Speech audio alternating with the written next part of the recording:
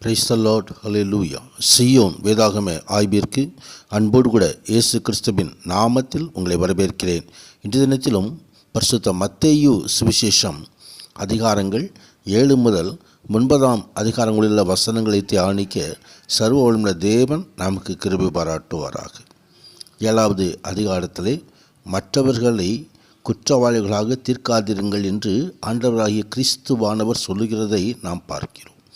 தன்னுடைய சொந்த குறைகளையும் குற்றங்களையும் நினையாமல் மற்றவர்களை பார்த்து குற்றம் சாட்டும் மனப்பான்மையை இயேசு கிறிஸ்துவானவர் கண்டிக்கிறார்.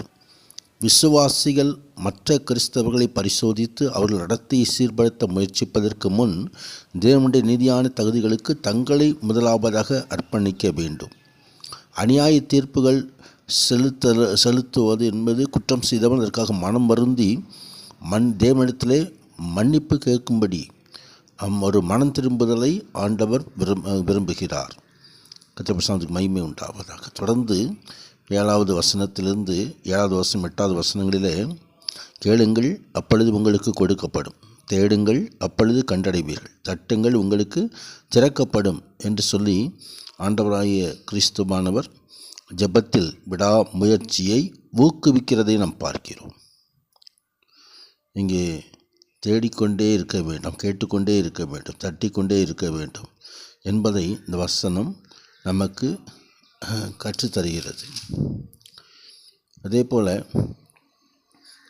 இடுக்கமான வாசல் வழியாக உட்பிரவேசிக்க வேண்டும் என்பதை வேதவசனம் நமக்கு கற்றுத்தருகிறது. கேட்டுக்கு போகிற வாசல் வழி விசாலமாகவும் அது விரிவாகவும் இருக்கிறது. அந்த வழியாக பிரவேசிகள் அநேகர், ஆனால் ஜீவனுக்கு போகிற வாசல் இடுக்கமான வாசல். நமது ஆவிக்குரிய ஜீவியத்தில் நாம் கடன் செலுதான பாதை கிறிஸ்துவை அனுதினமும் சிலுவை எடுத்துக்கொண்டு அவரை பின்பற்றும்படியாக அழைக்கப்படுகிறோம். சில வேளைகளிலே பல கஷ்டங்கள், சில பாடுகள் வரலாம். ஆனால் அவற்றை சகித்து நாம் முன் செல்லும் பொழுது தேவன் மகிமையான ஆசீர்வாதங்களை அவர் வைத்திருக்கிறார். தொடர்ந்து அவர்களுடைய கனிகளாலே அவர்களை அறிவீர்கள் என்று சொல்லி கள்ளத்தீர்க்கதரிசிகளுக்கு எச்சரிக்கையாயிருக்கும்படி ஆண்டவர் ஒரு மரத்தை வைத்து அனுபவமை சொல்கிறதை குறித்து பார்க்க. நல்ல மரமெல்லாம் நல்ல கனிகளை கெடுக்கும், கெட்ட மரமோ கெட்ட கனிகளை கொடுக்கும். கனிகளை வைத்து நாம் புரிந்து கொள்ள வேண்டும். தொடர்ந்து தேவனுடைய சித்தத்தை நாம் செய்ய வேண்டும் என்பதை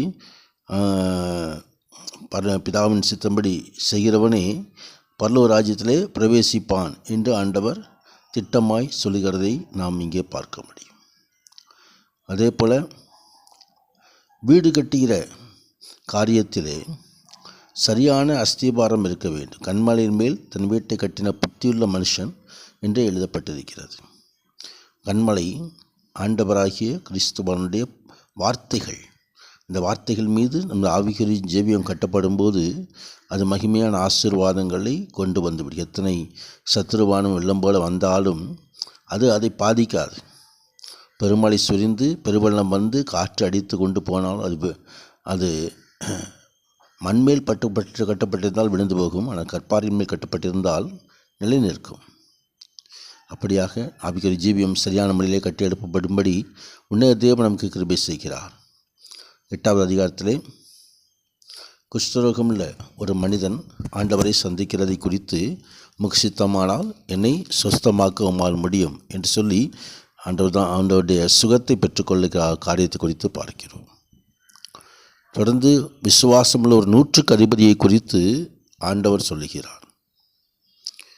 ஆண்டவரே, என் வேலைக்காரன் வீட்டிலே திமிர்வாதமாய் கிடந்து கொடிய வேதனைப்படுகிறான் என்று சொல்லி அவனை சொஸ்தமாக்கும்படி ஆண்டவரை விசுவாசத்தோடு கேட்டுக்கொண்ட பொழுது அங்கே நீ விசுவாசத்தபடியே உனக்காக கடவுது என்று சொல்லி அற்புதமான ஒரு சுகத்தை ஆண்டவர் கொடுக்கிறார். அந்த விசுவாசத்தை பாராட்டுகிறார். கஜபசாந்து மகிமை உண்டாவதாக. இன்னும் அநேகரை சுகமாக்கியது குறித்தும் இயேசுவை பின்பற்றியவர்கள் எல்லா சூழ்நிலையிலும் எல்லா பாடுகளிலும் உபத்திரவங்களிலும் அவரை பின்பற்ற வேண்டும் என்பதை குறித்தும் ஆண்டவர் சொல்லுகிறார். படவில் ஏறும் பொழுது பெருங்காற்று வந்த பொழுது அங்கே சீஷர்களால் அங்கு அந்த காற்றை நிறுத்த முடியவில்லை. ஆனால் ஆண்டவர் கிறிஸ்துவானவர் அற்ப விசுவாசிகளை ஏன் பயப்பட்டீர்கள் என்று சொல்லி காற்றையும் கட்டளையும் அதட்டி அமைதல் உண்டாக்குகிற காரியத்தை குறித்து வேதம் நமக்கு தெரிவிக்கிறது. தொடர்ந்து அசுத்தாவி பிடித்த 2 மனுஷரை ஆண்டவர் குணமாக்குகிறார். 9வது வசனத்திலே திமிர்வாதக்காரனை ஆண்டவர் குணமாக்குகிற காரியத்தை குறித்து பார்க்கிறோம். படுக்கையிலே கிடந்த திமிர்வாதக்காரனிடத்தில் கொண்டு வந்தார்கள். விசுவாசத்தை கண்டு திமிர்வாதக்காரனை, மகனே திடன்கொள், உன் பாவங்கள் உனக்கு மன்னிக்கப்பட்டது என்று சொல்லி ஒரு மன்னிப்பை கொடுத்து ஆண்டவர் அனுப்புகிறது காரியத்தை குறித்து பார்க்கிறோம். அவர்கள் ஜனங்களெல்லாம் ஆச்சரியப்பட்டார்கள். திமிர்வாதனை பார்த்து, நீ எழுந்து படுக்கையை எடுத்துக்கொண்டு உன் வீட்டுக்கு போய் என்று சொல்லி அவர் தன் வீட்டுக்கு போனான். தன் மத்தேயுவை ஆண்டவர் அழைக்கிறதுக்கு அழைத்து பார்க்கிறோம். ஆயத்துறையிலே உட்கார்ந்திருந்த மத்தேயு ஆண்டவரால் அணைக்கப்பட்டு அங்கே ஆண்டவருடைய சுவிசேஷத்தை ஊழியத்தை செய்யும்படியாக ஆண்டவர் அழைக்கிறார். அழைப்புக்கு அப்படி கீழ்ப்படிந்து வருகிறதை குறித்து நாம் பார்க்கிறோம்.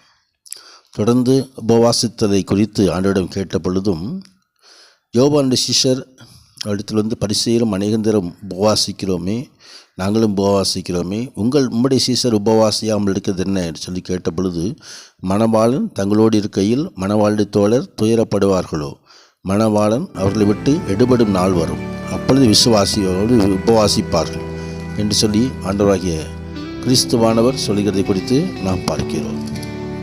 பெரும்பாடுள்ள ஸ்திரீயை ஆண்டவர் சுகமாக்குகிறார். கண் தெரியாத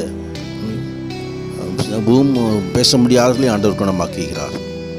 விளையாட்கள் கொஞ்சம் என்று ஆண்டவர் தாமே அறுப்பு மிகுதி, விளையாட்கள் கொஞ்சம் என்று அறுப்புக்கு எஜமானனை வேண்டிக் கொள்ளும்படி ஆண்டவர் தேவ சமூகத்திலே நாம் ஒப்புக் கொடுப்பதான தேவன் மகிமையான காரியங்களை செய்தல்வாராக. ஆமேன், ஆமேன்.